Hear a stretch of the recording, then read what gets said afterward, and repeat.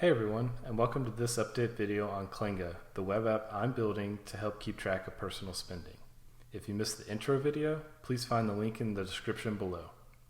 In this video update, I want to start by showing some of the awesome updates I've made this week, and then I want to dive into a cool little tip on using Angular material design schematics to help streamline your own workflows.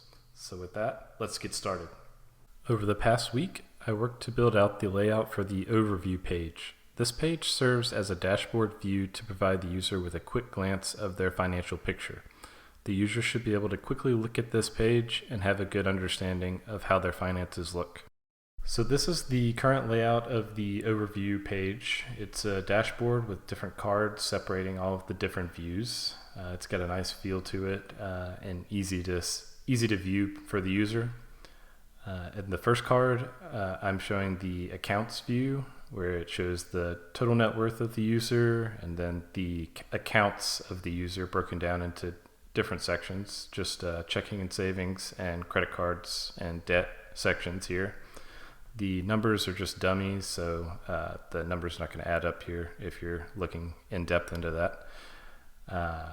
Over here we have budgets view, which shows the users what the budgets the user has laid out for themselves. Just shows the different categories, and then you can highlight the different sections like you see I'm doing here, and then even pop out like that. This this pie chart is done using the Apex Charts library. There is a link down in the description, and I do plan on diving deeper into that in a later video, so stay tuned for that one. Moving further down, we have another chart done using Apex Charts. This is the spending view, which shows a comparison of this month's spending to the previous month's spending, just to give the user a baseline of how they're doing this month. So you can see the blue line is going to be the current month, and the previous month is the green one. So in this dummy data, the user's doing a little bit better than the previous month. And then further down here in the last view, we're showing transactions and just showing the most recent transactions here, just to give the user a kind of view of what the recent activity is. And you see that for all of these cards, I've included a settings button up here. I have not implemented the functionality yet, but I think this will come in handy. The one idea I really like for this is to allow the user to click it, have a drop-down menu, and be able to customize which view is shown in this card. So maybe this user doesn't want the account shown here, they want their budgets or transactions shown instead, and they'll be able to customize this dashboard to their own liking.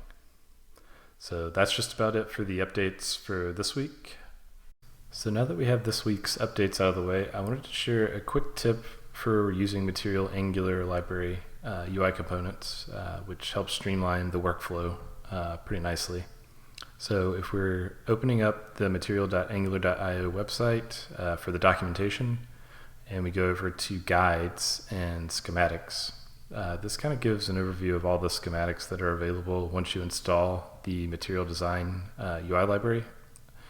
And it just goes through the installation steps here first, and then down here we see the different components, and one that really comes in handy is this dashboard one, because those dashboard views, like I showed for the overview view of Clanga, those type of views are becoming quite popular these days in web apps. So I just wanted to show how using this schematic helps to streamline the process. So we'll start by looking at the command, just ng generate like you usually would. Instead of putting component, we're going to put the specific schematic name, which is the dashboard, and then we're going to name it just like we would any component. And this is just like if you do an ng generate component, just like that, you're going to get your 4 files, your 2 TypeScript files, and then your CSS or SCSS, depending on what you're using for your project. And then you're going to get your HTML template.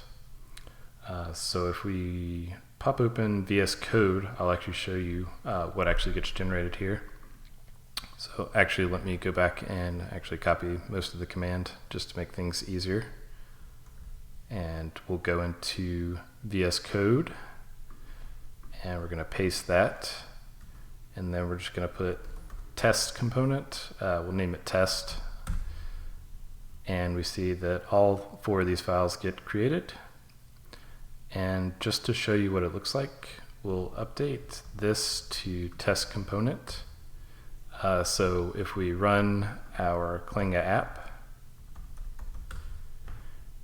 and we open up our browser and navigate to the web page, and if we hit help, we know that this is the view that actually gets created.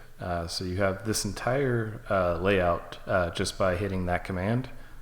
And obviously that includes a little bit of extra code, which we could look at real quickly here. If we go over to our newly created test component, here it is. We see that we have our HTML template that has this grid container with the dashboard title, and then it has our grid list. And this is all using just the material design components. It just auto generates it for you. And just real quickly, if we go into the TypeScript, we see that this is actually using the breakpoint observer, which actually adjusts the view depending on what size the screen is. And this is observing the handset size, just a predefined width, so that when the view gets small enough, it switches the layout of it. And just a quick view of that, we can see if we make our screen smaller here, we saw that it actually switched to the different view real quick there. So you get a lot of functionality there just by using the schematic. And again, these dashboards are quite popular now. I actually generated my dashboard for the overview using that, and was able to quickly get this going, and then just started implementing each of the cards separately, different views within those. And then obviously I changed the layout slightly, but to customize it to my liking. But I hope this tip helps you guys out. So guys, that's it for this video. Thank you for watching, and if you enjoyed it, please subscribe for more updates. If you have any comments on the videos or the app, I'd love to hear them in the comments section. I'll see you guys in the next video.